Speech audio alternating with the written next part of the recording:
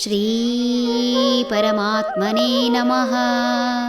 ಶ್ರೀಮದ್ಭಗವದ್ಗೀತಾ ಅಥ ದ್ವಿತೀಯೋऽಧ್ಯಾಯಃ. ಸಾಂಖ್ಯಯೋಗಃ. ಕರ್ಮಣ್ಯೇವಾಧಿಕಾರಸ್ತೆ ಮಾ ಫಲೇಷು ಕದಾಚನ ಮಾ ಕರ್ಮಫಲಹೇತುರ್ಭುಃ ಮಾ ತೇ ಸಂಗೋಸ್ತ್ವ ಕರ್ಮಣಿ. ನಿನಗಾದರೋ ಕರ್ಮ ಮಾಡುವುದಕ್ಕೆ ಮಾತ್ರ ಅಧಿಕಾರ, ಅದರ ಫಲದ ಬಗ್ಗೆ ಅಲ್ಲ. ಕರ್ಮಫಲದಲ್ಲಿ ಆಸಕ್ತನಾಗದೇ ಇರು. ಹಾಗೆಂದು ಕರ್ಮ ಮಾಡದೇ ಇರುವುದರಲ್ಲಿ ನಿನಗೆ ಆಸಕ್ತಿ ಇರದಿರಲಿ. ಮನುಷ್ಯ ಕರ್ಮ ಮಾಡದೇ ಇರಲು ಅಸಾಧ್ಯ. ಈ ಭೂಮಿಯಲ್ಲಿ ಬದುಕುವ ಪ್ರತಿ ಮನುಷ್ಯನಿಗೂ ಕರ್ಮ ಮಾಡುವುದಕ್ಕಷ್ಟೇ ಅಧಿಕಾರ ಇರುವುದು ಹೊರತು ಅದರ ಫಲ, ಅರ್ಥಾತ್ ಇದರಿಂದ ಹೀಗೆ ಆಗಬೇಕು ಅಥವಾ ಇದರಿಂದ ನನಗೆ ಇಷ್ಟು ಬರಲೇಬೇಕು ಎಂಬ ಯಾವುದೇ ನಿರೀಕ್ಷೆ ಮಾಡುವಂತಿಲ್ಲ. ಧರ್ಮಕ್ಕೆ ಜಯವಾಗಲಿ ಎಂಬುದೇ ಮಂತ್ರ ಹೊರತು ತನಗೇ ಜಯವಾಗಬೇಕು ಎಂಬ ಕಾರಣಕ್ಕಾಗಿ ವಾಮ ಮಾರ್ಗದಿಂದ ಅಥವಾ ಅಧರ್ಮದಿಂದ ಯುದ್ಧ ಮಾಡುವಂತಿಲ್ಲ. ಪ್ರತಿಯೊಂದಕ್ಕೂ ಒಂದು ನೀತಿ ಇರುತ್ತದೆ. ಅದೇ ರೀತಿ ಯುದ್ಧಕ್ಕೂ ಸಾಕಷ್ಟು ನೀತಿಗಳಿವೆ. ಜಯಿಸುವುದೊಂದೇ ಗುರಿಯಾಗಿದ್ದರೆ ಯಾರನ್ನು ಹೇಗೆ ಎಲ್ಲಿ ಬೇಕಾದರೂ ಸಾಯಿಸಿ ಗೆದ್ದು ಬೀಗಬಹುದಿತ್ತು. ಅರ್ಜುನನಿಗೆ ಭಗವಂತ ಇದನ್ನೇ ಹೇಳುತ್ತಿದ್ದಾನೆ. ಕರ್ಮ ಮಾಡುವುದಕ್ಕೆ ಮಾತ್ರ ಅಧಿಕಾರ ಹೊರತು ಅದರಿಂದ ಏನಾಗುತ್ತದೆ ಎಂಬ ಫಲಿತಾಂಶ ನಿನ್ನದಲ್ಲ, ಹಾಗೂ ಅದನ್ನು ನಿರೀಕ್ಷಿಸಲೂಬಾರದು. ಕರ್ಮ ಮಾಡದೇ ಇರಬಾರದು.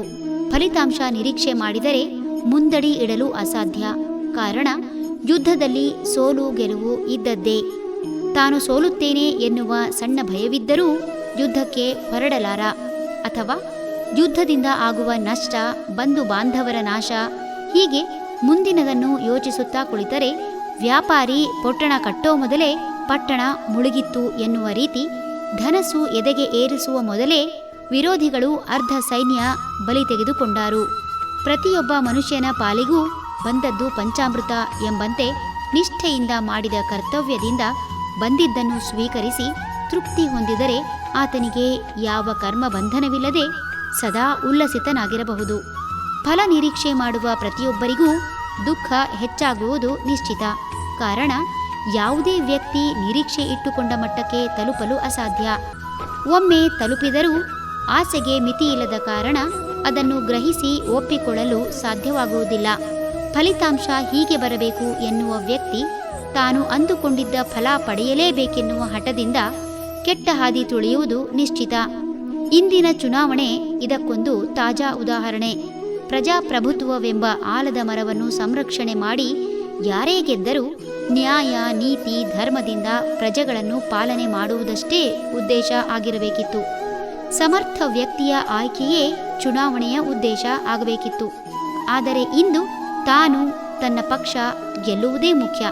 ಈ ಕಾರಣಕ್ಕಾಗಿ ಪ್ರಜೆಗಳ ಮಧ್ಯೆ ಬಿರುಕು ತಂದು ಪ್ರಜೆಗಳಿಗೆ ಆಮಿಷ ತೋರಿಸಿ ದೀನ ದಲಿತರಿಗೆ ಮೀಸಲಿರಿಸಿದ್ದನ್ನ ಎಲ್ಲರಿಗೂ ಹಂಚಿ ಎಲ್ಲರೂ ಕರ್ತವ್ಯ ಮರೆಯುವಂತೆ ಮಾಡಿ ಸಮಾಜ ಹಾಗೂ ದೇಶ ಎರಡನ್ನೂ ಒಂದೇ ಏಟಿನಿಂದ ಛಿದ್ರಗೊಳಿಸುವುದಾಗಿದೆ.